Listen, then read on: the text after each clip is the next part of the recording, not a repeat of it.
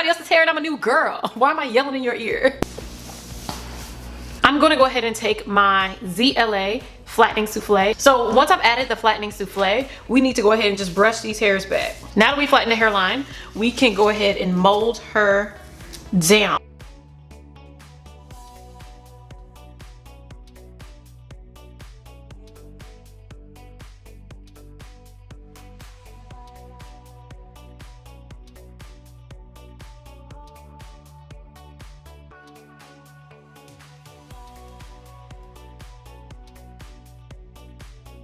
Ooh, don't burn your neck, don't burn your neck, don't burn your neck.